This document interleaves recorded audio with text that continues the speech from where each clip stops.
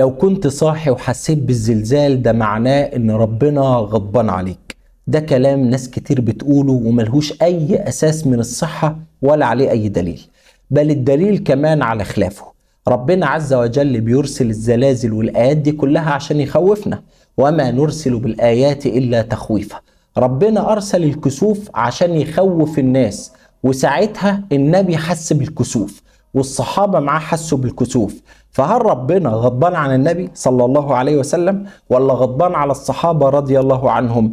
انت لو حسيت بالزلزال فدي نعمة من ربنا عليك عشان ربنا بيذكرك بيه، ولو كنت نايم دي نعمة لان ربنا فوت عليك فرصة ان انت تخاف وقلبك يتخلع.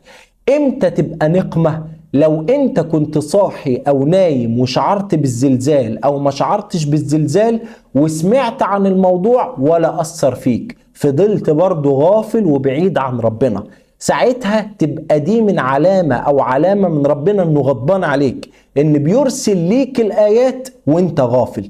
غير كده حتى لو نايم او صاحي وشعرت بالزلزال ده مش معناه ان ربنا غضبان عليك. بقى توصل الموضوع ده للناس عشان في ناس كتير بتردد الكلام اللي معلهوش اي دليل من الصحة.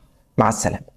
صليت صلاة الزلزال يا عسل؟ في صلاة من السنة ان احنا نصليها وقت ما يحصل زلزال. ده مش كلامي، ده كلام اغلب الفقهاء والعلماء. الزلزال ده آية يقصد به التخويف، ربنا قال وما نرسل بالآيات الا تخويفا. ساعتها لازم نفزع للصلاة ونتضرع لله زي ما بنعمل مع صلاة الكسوف كده بالظبط. وكمان الصلاة دي ثبت عن كتير من الصحابة ان هم صلوها وقت الزلزال، ام المؤمنين عائشة وكمان سيدنا ابن عباس وسيدنا علي رضي الله عنهم اجمعين. في اكتر من كيفية للصلاة دي، اي كيفية هتصلي بيها فصلاتك صحيحة باذن الله. اول طريقة انك تصليها ركعتين زي ما بتصلي صلاة الفجر كده بالظبط، والطريقة دي قال بيها الامام الشافعي رحمة الله عليه. الطريقة التانية انك تصليها زي ما بتصلي صلاة الكسوف، والطريقة دي خد بيها الامام احمد بن حنبل. صلاة الكسوف بنصليها ركعتين، في كل ركعة ركوعان، قول الله اكبر وبعد كده بتقرأ الفاتحة وبعد الفاتحة سورة، بتقول الله أكبر وبتنزل تركع عادي، بتقول سبحان ربي العظيم، ترفع من الركوع سمع الله لمن حمده، بتنزل تركع تاني وتقول سبحان ربي العظيم وبعد كده بترفع وبتعتدل من الركوع، تنزل تسجد سجدتين عادي جدا وبعد كده بتطلع وبتركع ركعة بنفس طريقة الركعة الأولى. ثالث طريقة انك تصليها زي صلاة الكسوف كده بالظبط، لكن بدل ركوعان في كل ركعة هتركع 3 مرات. الطريقة دي مين اللي عمل بيها يا عسل؟ إمام علي